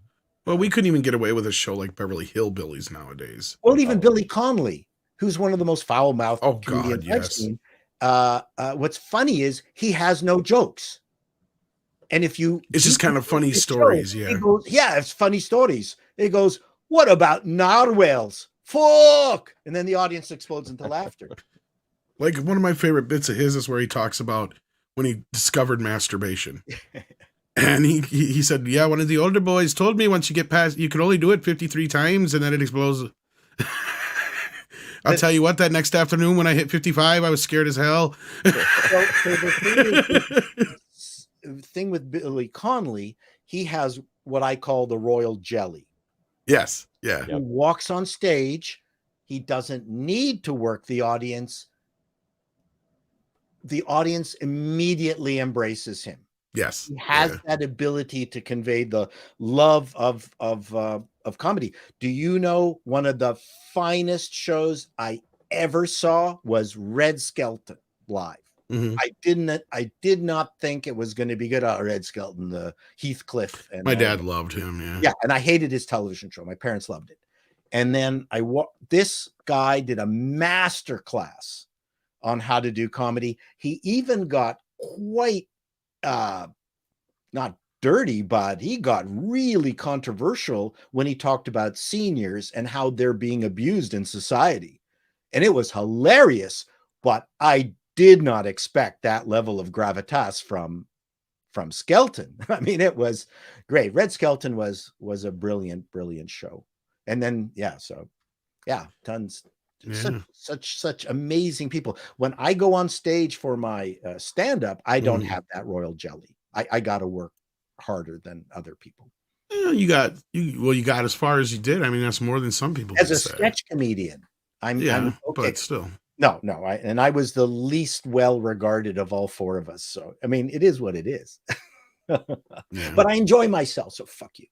No, look, you've done more than a lot of other people can say they've done. That's all. Well, that's for sure. And speaking of Canadians, we've got a Butt Crack Media here from Canada. How you doing, Hale? There. It says, hail from Newfoundland, Tom and Mr. Chato and Mr. Masterson. Always love your shows. Well, thank you so much, Mr. Butt Crack Media. It's good to see you. Then we got Tripping Orc, who says Bob Newhart's driving instructor is one of the funniest bits I've ever. Oh, Bob is another one. Oh my God. He is really good with that. Like, because he's so subdued in his comedy. It's just and again, it's mastering expectations. Yes, saying very little. It was just. But he gets such big responses. Oh yeah. He and I don't know if he wrote. Didn't start it either. That goes all the way back to Vaudeville and also Shelley Berman. So I'm a student of comedy. Well, it's funny you say that because, wouldn't you consider him kind of a transitional comedian? At least that's the way I kind of see him. He's kind of between that period of the old guard leading into the new guard. And his stuff was very sitcom-y too. Yes. Yeah. Shelley Berman did a lot of telephone gags. There's so much good comedy out there. Yeah. There's a few I would probably put in that region. But God, yeah, Bob Newhart he's just so funny in some of his deliveries. I love him in Elf. Like he's so good in Elf that for years I had a hard time getting into the movie because his opening bit in Elf is funnier than the rest of the film. Oh my God. What a delivery he had. There's only 3 jobs that elves can have. Like that whole, I don't know if he wrote it. I doubt it. But like that whole thing, it might be straight out of the book for all I know. But that is the best bit in the whole movie. And then past there, I mean, the movie's okay, but like, yeah, just it gets to that point. But Deleted Scenes says Schumer, Oliver, and Noah referring to themselves as comedians is the best joke either of them have written in decades. Yeah, this is true. And Camelbot Killer says, Paul, the people trying to wokeify comedy are narcissists and trying to burn down the normal comedy genre. Society needs to reject the wokeify to stop it. Oh. Well, that's kind of how we got rid of PC culture, really. And hopefully it'll happen. But again, I mean, there's, I'm thinking even Victor Borga. Did he do things that the woke crowd wouldn't like? So he talked about the difference between white keys and black keys. I'm not even sure that part of his routine would be allowable. Probably not. But Victor Borga, I mean, he's part of a group of people that when you saw them, you were howling, belly laughs. It's such a different era. Yeah. Glinzer says Leonard was hilarious. John Biner's Bizarre was so un-PC back in the 80s. Well, he taped 2 versions. One with topless women and also without. He would do the same gag twice. So there one would go on cable. We had a lot of that in all kinds of forms of back then. It was like, yeah, we were okay with having to sanitize it once in a while, it seemed like, but yeah, John Biner was the original version of Bob Saget. Like you would see him on Courtship of Eddie's Father, and he was all like, and then you would see his stand-up show, and like, holy crap! Oh yeah. Well, and the thing is with Saget is his show kind of became that more so because of, he was never really all that bad before, from my understanding. It was just that once he got kind of pigeonholed into the Danny role on Full House, he went and took it to the extreme because he noticed he started getting more of a reaction. I'm sure it was part of it. Saget wasn't my style of stand-up. Yeah, I've never been a fan of his stand-up, but I know why he did it the way he did it. Yep. Because, yeah, if I was stuck in that situation, too, where I'm a stand-up comedian and then all of a sudden, like, my audience went from, your standard, comedy crowd to a bunch of family people, and you're just like, oh, shit, this is not what I need. Like, between that and home videos, he kind of got pigeonholed into that family genre. Megawing Zero says, well, he worked against it, though. That's the weird thing. And it was even, he could have embraced the fuck out of it, Andy. He could have been like fucking Disney's golden boy for the next 2 decades. Yeah. And made billions probably out of it all. But he just kind of walked away from it. He's like, this is not me. And I got to respect him for that. I may not like what he did necessarily all the time, but I do respect him for that much, I guess. To be able to just say goodbye to millions. Who modernized a lot of comedy was Nichols and May. Okay, so that's Mike Nichols and Elaine May, and just not too familiar. Oh my God! So you need to listen to some Nichols and May, just some brilliant back and forth. Or if I am, I'm not clicking with it right now. Megawing Zero says, sorry, go ahead. He just says, I get the Superman anthology set for Christmas. Well, that's cool. Whoa! I can't wait for the 4K edition myself, Mega Wing, but yeah, that's awesome. But yeah, you were saying, sorry. Yeah, they're famous for the funeral sketch where they start off talking about what caskets you can get for how much money. And it just gets worse and worse and worse. Well, if you want your father to be eaten by the boll weevils and bugs. See, now that sounds kind of familiar. We do have the paper casket. Now I'm making it sound like she's talking like Woody Allen. But yeah, now Woody Allen's stand-up was very funny. The bit sounds familiar, though. Oh, yeah, the Woody Allen bit. So I ran into a gentleman's car with my car. He got out of his automobile and told me to go forth and multiply, but not in those words. Bizarre gave us Super Dave. I didn't know that. Bizarre, that's where Super Dave came from. I forgot all about that. I only remember from the Showtime specials. At the CTV studios in Toronto. That's something I was going to bring up earlier, that I think that the restrictions that comedians had on them back then made them creatively more funny. I think so. Like Howard Stern used to be pretty amusing when he had restrictions. Then when he went to serious, he just he didn't have to try anymore, Andy. That's the big part of it, right? Yeah. Through limitation comes innovation. Yeah, well, and there's nothing like a cul-de-sac that you've got to write your way out of. Well, and that's the thing, and this is, again, not to be like sexist or anything. This is where men shine in these kind of situations because we love to be problem solvers, right? So, like, look at Spielberg was a much better director when he had less to work with. Right. Look at Jaws. Look at, his better films. It was when he had restrictions. And I've made this argument. If that fucking shark would have worked in Jaws, he would have just been another B-level director. Like, maybe he would have got lucky to have maybe John Carpenter's career, but there's no fucking way he'd have been Steven Spielberg because Jaws would have just been considered another toss away, like Texas Chainsaw Massacre or something like that, where nobody would have cared about it. But the fact that he had to make up for the fact that he didn't have a monster in his monster movie, so many other things became, in quotations, the monster, so that film has so many different levels, and we can sit here and still talk about it here nearly 50 years later, right? Same thing with a lot of these other films that come from that same eras. Sure, maybe they weren't able to do what they wanted to then like they do now, but I see the same kind of thing here with somebody who's like Howard Stern, exactly that. Like, when he was on NBC or when he was on all these other places where he couldn't get away with doing the shit, his stuff was that's kind of the joke, right? A lot of the times that's the point of humor, not to be like going back to what you said earlier about being offensive, Andy. Again, I think that part's subjective.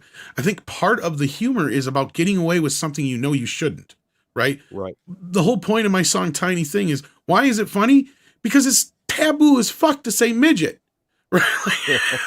That's part of it. And then the other half is I'm treating a human being like a pet. I get it. That's the joke. And if you don't get the joke, duh. Like, that's where woke doesn't fucking work. Woke takes that, what is a joke, what is humorous, which is clearly like a situation where the character in my story is so stupid. And if you don't get that, then I'm at a loss for you because you have no sense of humor. As a comedian who would structure a show that piece might be a component, you want to make sure that not everything that you're doing is shock value comedy, or you reduce the level of that song to have the effect that you want. The key is that my character in the song, he isn't malevolent, right? No, I'm not talking about that. I'm talking about you can't do an entire act of nothing but shock stuff. I mean, you got there's got to be jokes, and there's some very funny lines in that song. So you're just saying it because you helped me write a few of them. I don't think the funniest lines were mine. I just tried to help you. Script Doctor came up with some damn good ones too. So he's a shtick Mike. I still blame you and Script for that song being over 5 minutes long. You didn't have to use all our lines. I did though, because they were so damn good. You can edit yourself. Thank you. I appreciate it. No. So comedy. I don't know. It's a different thing. Comedy started off being racist in vaudeville. In a way, yes, yeah. No, totally racist. Because in vaudeville, what happened? This is where blackface came in, where you always made fun of people's ethnicity. That's what you did on the stand-up or the stand-up-ish comedy circuit in vaudeville, to the point where one of the most brilliant comedians was a black guy whose name I cannot recall. He wore blackface just to be able to work the shows, and he was brilliant in his stuff was quite clever. And it wasn't until somebody came out of the Catskills, Jewish comedians, who honed self-deprecating comedy and talking about their family. And at the very beginning, there was a huge debate that no audience is interested in hearing stories about their Jewish family. But when they went out and did it, that became the standard, because it was not offensive. People were making fun of themselves, not the audience. And that was the beginning of stand-up as we know it. No, and that's kind of where my song comes from, right? Like, the whole point is me as a character. I'm making fun of the fact that I'm that ignorant of the matter, but I still genuinely want this person to be in my life. Part of the joke is that you're using an improper word.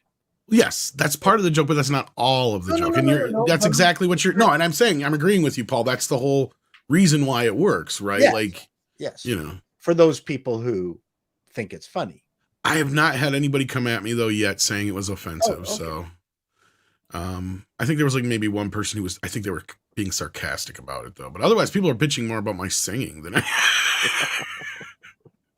We got a few more super chats here, and then I think we're going to wrap this up for this Christmas. Christmas evening. Camelbot Killer says, gone are the days of Laurel and Hardy and the Marx Brothers, the Three Stooges, Charlie Chaplin, Leslie Nielsen, Dean Martin, Jerry Lewis, etc. Now is shit. Yeah, the Three Stooges. Yep. I love the Stooges. And that's simple. That's simple stuff.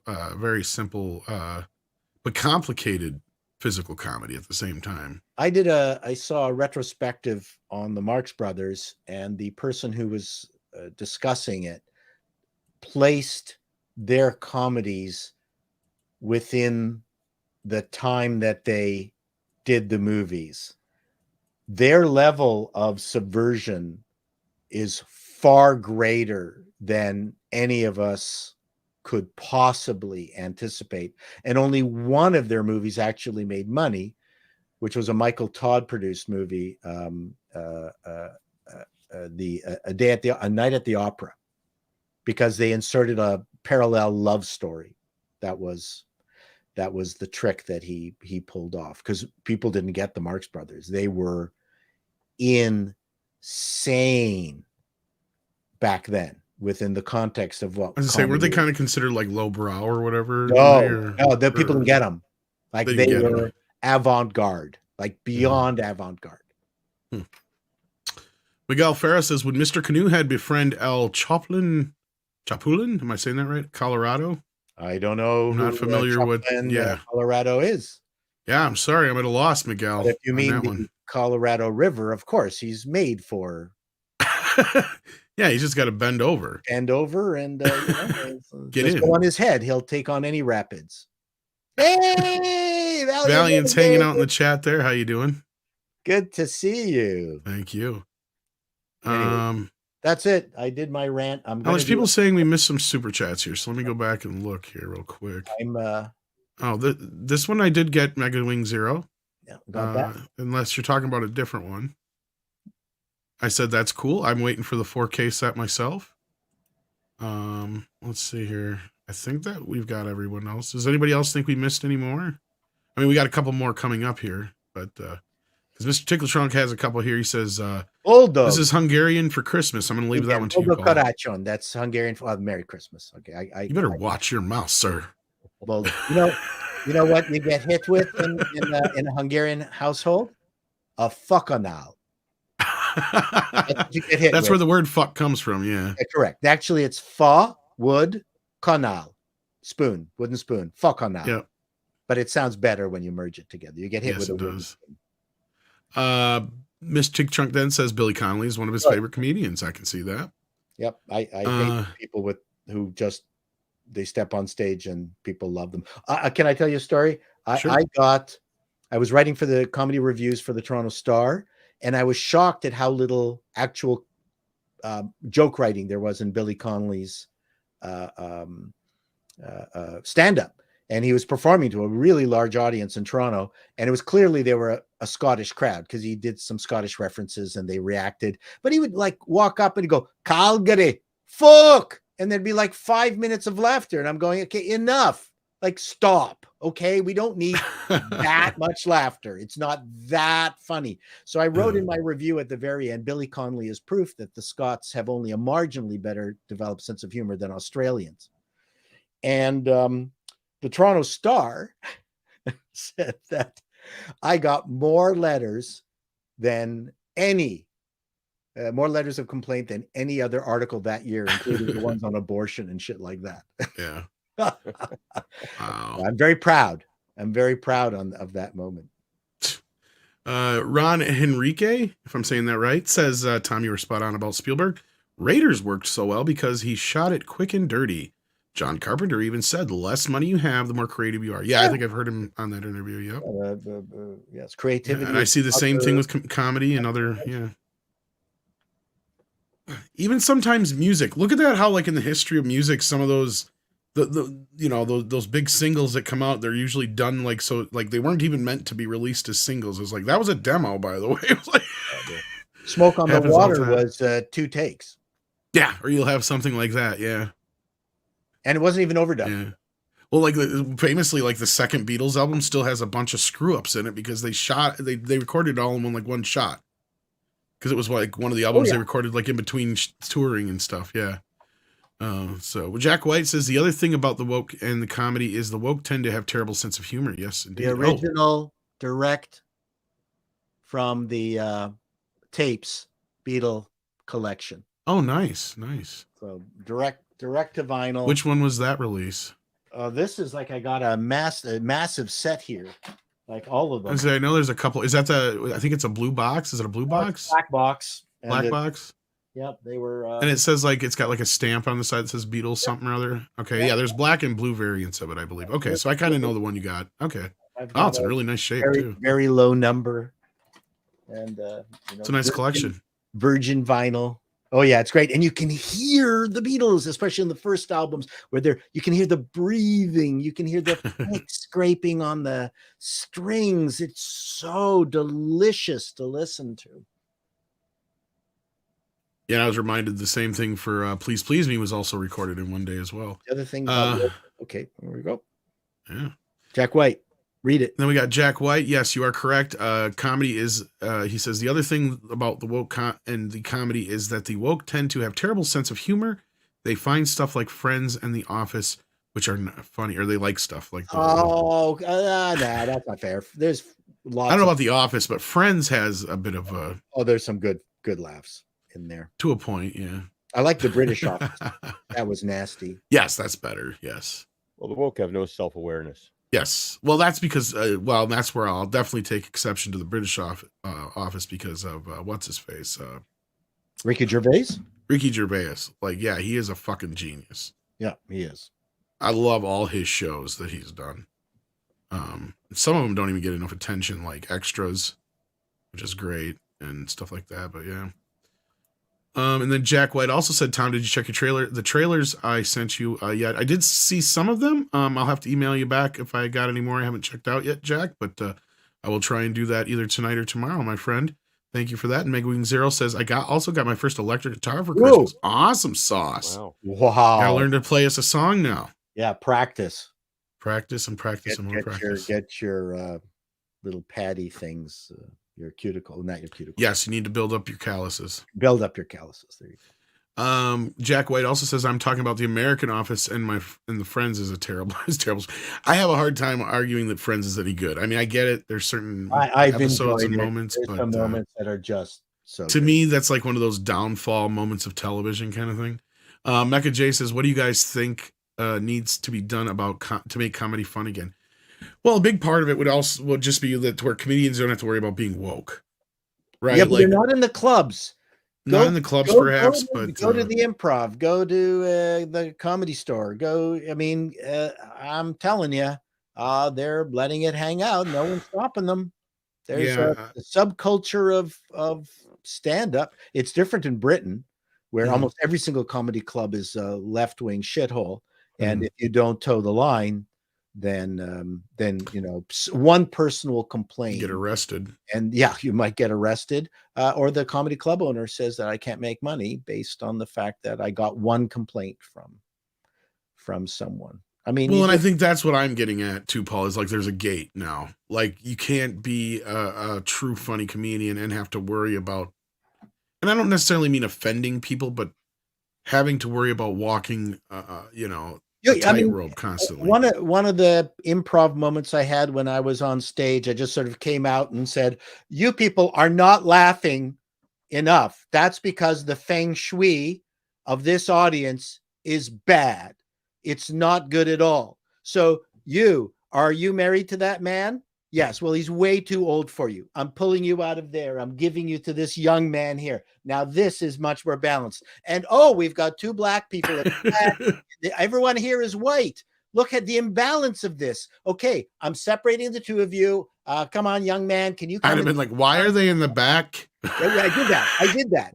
I actually said that. And oh my God, they're at the back. This is so cliche. So unbelievably cliche. You come over to the front. Now, this is much more mocha, isn't it? Isn't it, everyone? Thank you very much. And I just left. And I went, yeah, that really warmed them up. In my brain, I went, I'm going to stop. I think that was the top. I'm not going. Yeah, you can't top that. Yeah. I'm not going to top that. I'm going to get into trouble. I think I'm going to skedoodle. So there is that. There is some self-editing once you have done it for a long while, and that is get out on the laugh. Well, the good comedians know how to do that. Some go too far. That's the problem. Yeah, they try to drag it out. Mike Myers is one of those where he's a brilliant character comedian, but he does not know sometimes when to kill a bit. Yeah, I agree. He will redo bits too often. Like, it's the 3 times and that's it. You cut out. You don't do it again. I love him to death for doing that. Oh, I do love him to death. Don't get me wrong, but he's one of those where he needs a little more discipline.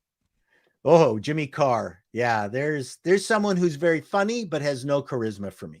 But off of what Mecca Jay's saying here is I think that, like, I talked about this. There used to be like a farm league type situation for comedians. And it used to be you had Carson, which was a big stepping stone. And when Carson kind of fizzled out and retired, what you had then was, because it used to be you'd start in the club circuit and all that kind of stuff. You'd get yourself like a headliner job. Then you make your way to Carson and stuff. Then you would get like your specials and stuff on cable and all that kind of business. And then maybe you could be somebody who could either go down to Vegas and just stay there and do something, or travel the country and make money that way. And then, of course, your main goal was to either get a TV show or to become a movie star, usually. And that kind of being able to maneuver that career anymore has there's too many gates there now. You don't have the standard, comedy special route anymore. You don't have the standard, I'm going to get a TV show route anymore. Mecca J just inspired the final line for my comedy rant video tomorrow, if I get it done tomorrow. And that is, the sanctimonious assholes who are begrudging not having a diversity, equity, inclusivity writing room, even if you do get hired under that auspices, no one's going to let you be funny anymore. That's a joke.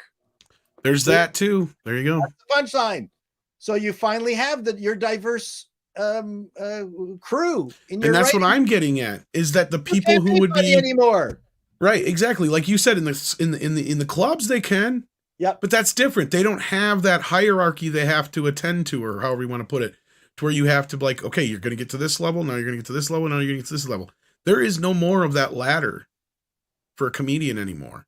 Not like it used to be, unless you're somebody like an Amy Schumer, I guess, anymore, or what have you. I mean, I just don't see that anymore. Yeah, and you know what? I can guarantee you right now, some young producer goes in on behalf of one of these talk shows, and they see a person of color, and they go, "Wow, that person is not woke enough. I'm not hiring them." Well, they need to worry more about less diversity in the color of the faces in this writer's room and more diversity in the writing, period. Because that's the other problem is it's just so dry and drab. Well, they missed Trump. Trump was an easy target. Well, that too. Well, of course it is when you have a boogeyman, but that's the thing is they honed all those things we were talking earlier about offensive comedy, and they directed it at one fucking person. And that's like breaking one of the biggest rules of comedy. Is unless you're playing with people or somebody's heckling you, or you're talking about a certain subject as far as like a broader thing, it's really a bad taste thing to go in and actually go after somebody specifically in a comedy bit, unless you're at a roast. Well, there's Mort Saul did that. That there is precedent. There is, but it's not in a sense of like did that to be mean and offensive in a sense to just be mean about it. Like, because that's the thing. There was no here's my point, I guess. Let me rephrase this. If they actually had something to go off of, then maybe. But how many times can you just sit there and make fun of Trump for the obvious? It gets old really fucking quick. So Trump was not somebody like, even Biden has more stuff you can make fun of just the other day he's waving at nothing as he walks away from the fucking, like it's like Gerald Ford all over again. What the fuck? Although I saw a video of it wider, he was actually waving at people off to the side. Oh, okay. Well, still, just the same. I look at it this way, like there's plenty of room for that. But like with Trump, it was just, there was people just, they were picking a target. And at some point, there's only so many things you can say about that target. And you're not being original anymore. So let me tell you, they weren't saying anything about that target. That was the problem. Well, there's that too, I guess. Yeah. So I had a lot of very left-leaning comedians that I had this argument with. And that is, I would listen to them and they would go recount a genuinely idiotic Trump moment filled with malapropisms and all the stupid shit that he does or did.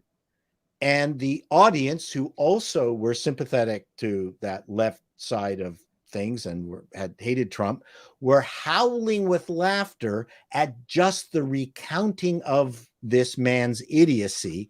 And then the punchline was, yeah, fuck him. And then audience would just explode. That's not a punchline. Laughter. And my argument to my fellow comedians was, that's not a routine. There's no jokes in there.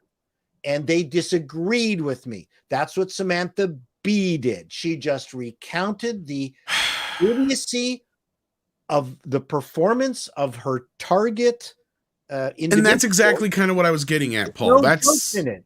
Well, that's exactly what I was getting at. Yes, exactly. Thank you. And really, that, because I even said Mecca J saw, like, the right has been able to make fun of Biden, but that's not the point. The point is like what Paul's getting at here is, if you were able to do it, it wouldn't matter, because that's what Saturday Night Live used to be good at. It didn't matter if you were left or right. They found something that both sides would be able to laugh at, whether you were for or against that person.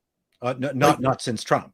Not since Trump, though. That's the thing I'm saying. And here's the thing: the beauty of Trump was he would have been perfect for this. He would have been perfect for this kind of comedy, because most of the people that love Trump embraced those things about him. Yes. But that's what drove them fucking nuts, and that's why. Yes, and that was the double. That is what turned into. So otherwise, he'd have been perfect for mockery, right? Because most of the people that when you would think they think you're mocking him in a bad way, they would love it and laugh at it. The other side of it, they love those aspects of Trump, so they just see you as playing them up in humor. So like a lot of times they're just gonna be like, ha ha, because they're not so hung up on this situation of like holier than thou bullshit. Making fun of the fact that Trump is an idiot is like, that's shooting fish in a barrel. It was a very exactly way to do it. I had this argument with one stand-up. I said, you know what a good stand-up does? They go into a room that is virulently anti-Trump, and they have a complete pro-Trump routine, and by the end of it, everyone is howling with laughter. Yes. Very similar to what Chappelle did on Saturday Night Live when he said, hey, I'm for Trump. I'm unbelievably rich. I'm saving money on taxes. Completely unexpected line from Chappelle. And there were people, you could remember, there were some people on the crowd in SNL went, okay, well, I didn't expect that from you. Number one, I didn't want to hear a black man talk about himself being unbelievably rich. That made us uncomfortable, because that's not the image guilty white people have of black people. So you're not really allowed to do that. Even though you're a black person, you're not allowed to talk about your own success. And number two, you're pro-Trump because of a policy that Trump did that we are all told is bad.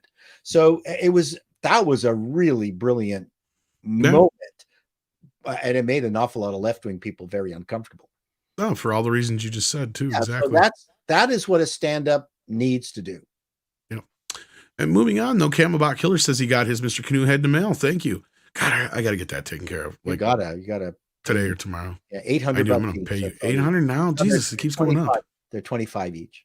I'll make sure I send you more than enough to take care of it. Jack White says my favorite sitcoms are Fresh Prince of Bel-Air. Everybody hates Chris and Malcolm in the Middle. I never really watched Everybody Hates Chris, but I can see why it probably would have worked. I never saw that show. Yeah, I never actually it's not that I didn't want to or actively avoided it or anything. It just, here's the thing. It also came out at a time where I was cutting the cable. So that's another reason why. And then Miguel Ferrar, I can't talk tonight. Says I just told myself a joke. Everyone, you guys were done. Hold on. Sorry, I'm reading these things. Yeah, we're just finishing up here, guys. Jack White says, Tom, I just sent you an email with a joke I heard from a boomer father. Please share it in the panel. All right, well, let's see what we have here. My fault where we're going this. But this was it's fine by me. I'm sorry, Andy. He's just hanging out. He just probably listening in the chat. Otherwise, probably working on toys and stuff. Yeah, masturbating. Yeah. It says a guy walks into a bar and orders a couple of drinks. The bartender puts the drinks on the bar, and a little guy jumps off the man's shoulders and starts to drink one of the drinks. The bartender asks, "What's this guy?" And he responds, "Oh, it's my old hunting buddy, Charlie." The bartender asks, "Your old hunting buddy, Charlie? What?" And the guy responds, "Yeah. Hey, Charlie," tells this guy, "Hey, Charlie, tell this guy about that time we were in Africa and you told that old witch doctor to go fuck himself." Yeah, I've told this joke before myself. Yeah, that's a good one. Boo. Yeah. Then we got Sean Carter, who says, saw Saget live years ago. He said, "I know a lot of you are excited that the Olsen twins are about to turn 18, and you make me all sick. I helped raise them, and if anyone is going to have them, it's going to be me, dang it." Yeah, I remember that joke. Yeah, there was a few of his jokes that went over that line quite often. Yeah. And he wasn't my taste. Yeah, that's what I mean. It's like, but hey, he was able to make his own way. Oh yeah, for sure. Oh yeah. So I totally respect him for that. And with that, I think I'm going to say Merry Christmas to everybody and Happy New Year. And we will be back tomorrow morning. And Paul, is there anything you want to plug as we wrap this up and send everybody over to Culture Casinos chat? I'm going to make stuff, swear less on my videos because YouTube has taken notice of me and they don't like swearing. So I'm going to. Ruh-roh. You know what works? Bleeps. Yeah, bleeps work. But I don't need to do it. I'm clever enough to get around it. Yeah, you are. It doesn't really fit your style all that much. You've just been hanging out with me too much. I think so. And I'm a bad influence. I use too many F words. I just sometimes that's what comes to my brain and I do it. And but I don't need it. I'm going to curtail it. And Kwanzaa starts tomorrow. Huh? Zontar says, "Paul, ever gone to Long Beach Grand Prix?" Said, no, I've been to Shannonville. And but Eric says Salty Paul is great. Andy, you got anything? My nuts. Oh, shit. Get sweet, one salty. That's right. What do you got coming up, Andy? Andy, you talk. Not much. I'll be on Doomcock Show on Wednesday. Yes. I should be getting something out relatively soon. I'm trying to compile some things and put it together like a little basic how-to. I'm collaborating with a friend of mine on doing some dioramas and see if we can't make that come into fruition. Cool. Holy crap. I missed this. I'm so sorry, Mr. Tickle Trunk, but you didn't have to do it this way, but thank you just the same. Steven dropped 5 Midnight's Edge After Dark memberships. Holy crap. Might help if I update my chat here on the other end. I would have saw it myself. So thank you for that, Mr. Tickle Trunk. And thank you, Steven, a.k.a. Deleted Scenes. We appreciate that. And it looks like Scipio, Spaceship Vampire, Dragon Bricks, Preston Bruno, and Initial Power D all benefited from your membership gifting. Thank you so much. And Merry Christmas, everybody. Happy New Year. Merry Christmas. Happy New Year. Happy Hanukkah. We got a few more days left. Yeah, we'll be live tomorrow morning. Andre doesn't let me sleep. He already sent me some other work. He's like, I'm sorry to tell you, my only Christmas gift for you is work. And I'm not kidding. Mr. Ticket Trunk says, "I'm doing my job. Get out my back and ho, ho, ho." That's right. I love you, Mr. T. If I was doing my job and actually checking the Mead chat, that'd probably be, you know. But anyway, sorry, you were going to say something there, Paul. No, it says I might not be around for tomorrow. We'll see. Okie dokie. Well, if you're not, well, just the same. Happy New Year if I don't see you before then. And we'll hopefully see it at least at some point this week. Oh, yeah. And he says, "You're not my real dad." Well, I know. I'm sorry. But I'm trying, Mr. T. I really am. Can't you just let me in? I suggest get your ancestry DNA done before you make that claim, Tickle Trunk. That's true. You're assuming. Yeah. And you know what happens when you assume? You get canceled. There you go. So there you go, kids. And with that, we're going to cancel ourselves. Bye.